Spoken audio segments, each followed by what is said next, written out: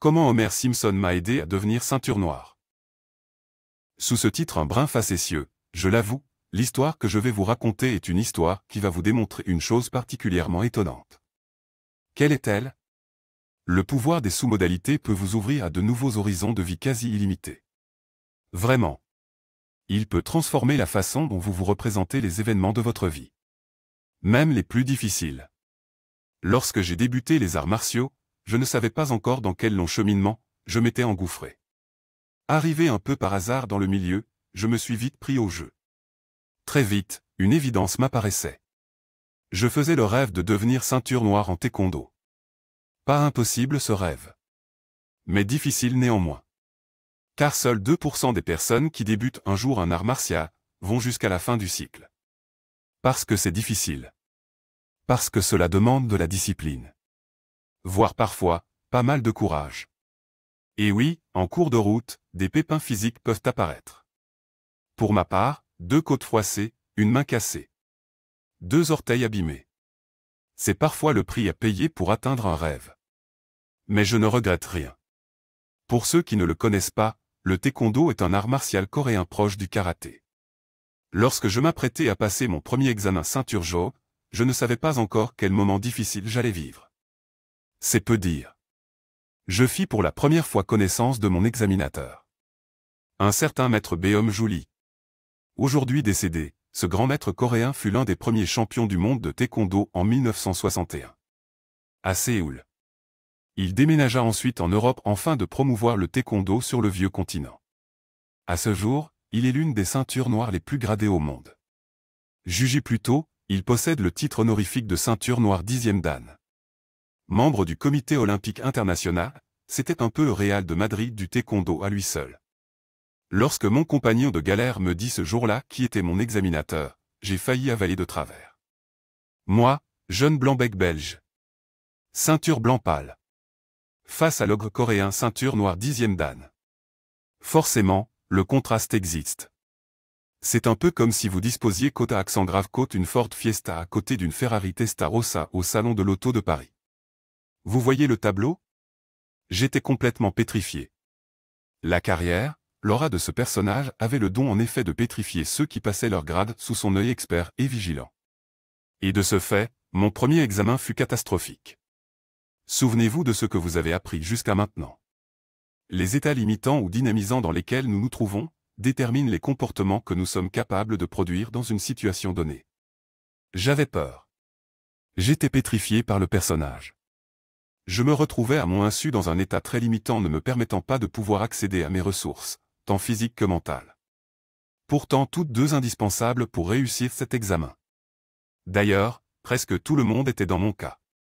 Au fur et à mesure de mes passages de grade durant les années qui suivirent, c'était toujours la même rengaine. Les journées précédant mes passages d'examen étaient des grands moments de stress et d'angoisse. Comme pour mes autres compagnons taekwondoïstes. Puis un jour, j'ai pris connaissance des techniques des sous-modalités. Je devais être ceinture marron. Comme je m'approchais doucement de la ceinture noire, je réalisais à quel point l'usage de ces techniques me permettrait de me débarrasser de la peur et de l'intimidation, le jour où je devrais passer ce niveau supérieur. Car il faut savoir que lorsqu'on postule pour la ceinture noire, le niveau devient très exigeant. À titre d'exemple, une ceinture noire doit être capable de casser une planche en bois de 4 cm d'épaisseur. Non, pas avec une masse. Ça, c'est trop facile. Il suffirait juste de se rendre chez le roi Merlin et l'affaire serait dans le sac. Non, la difficulté était de le faire plutôt en effectuant un coup de pied sauté retourné devant son examinateur.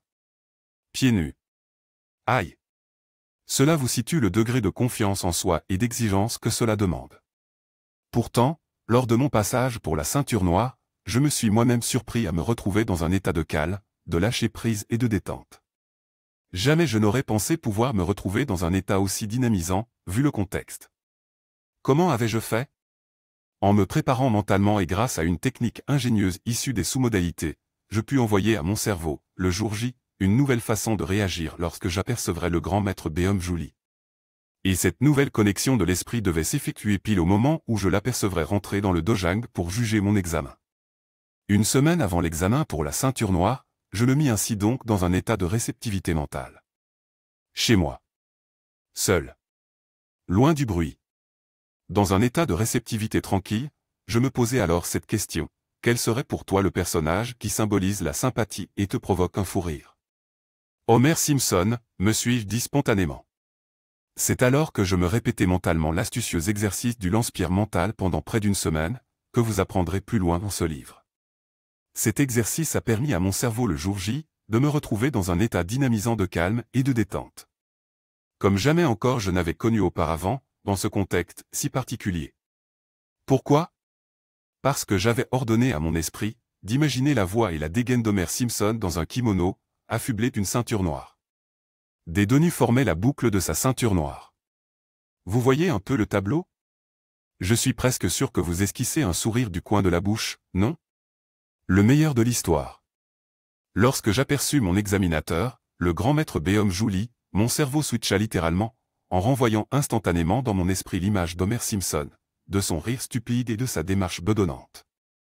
Résultat? Je me suis retrouvé automatiquement dans un état de détente auquel je n'aurais jamais pensé accéder un jour aussi important. Mes compagnons postulant ceinture noire étaient figés sur place. Quant à moi, j'étais à la limite d'une bonne tranche de rire. Même si extérieurement, je gardais ça pour moi. Mais intérieurement, cette nouvelle image d'Homer Simpson avait complètement démystifié le moment important que je m'apprêtais à passer. Et de ce fait, comme je me retrouvais dans un état dynamisant de lâcher prise, j'avais pu accéder à toutes mes ressources mentales et physiques pour réussir l'examen. Tranquille. Ce fut sans doute là l'un des moments les plus étonnants de ma vie. Oui, Homer Simpson m'a aidé à devenir ceinture noire. Souvenez-vous de la fameuse citation, « Il fait une montagne d'une taupinière ». Dans mon cas, j'ai transformé la montagne infranchissable en ridicule taupinière. J'ai transformé le mythe en Homer Simpson.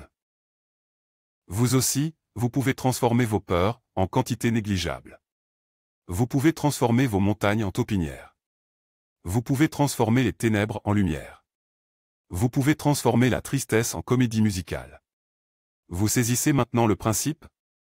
D'ailleurs, lorsque je tombais par hasard quelques années plus tard sur un épisode des Simpsons, je ne pouvais m'empêcher de replonger dans ce souvenir particulier. Le cerveau est ainsi fait. Il peut vous rendre bien des services si vous savez comment l'utiliser de la bonne façon. Le pouvoir des sous-modalités peut être un puissant moyen de transformer la façon dont votre cerveau perçoit certaines situations. Nous y reviendrons, bien entendu. Comment pourriez-vous vous servir des sous-modalités afin de transformer un événement de vie difficile? Ou encore transformer un souvenir pénible en quelque chose de neutre? Qu'est-ce que cela changerait concrètement pour vous? Beaucoup de choses, évidemment. Le cerveau est un serviteur, pas un maître. Si tu lui laisses le gouvernail, il ne te conduira pas où tu veux aller, mais où son poil entraîne sans cesse. Et tu sais bien où son poil entraîne. Tu le sais, mais tu es paresseux. Tu veux rester un enfant. Gougo Henry.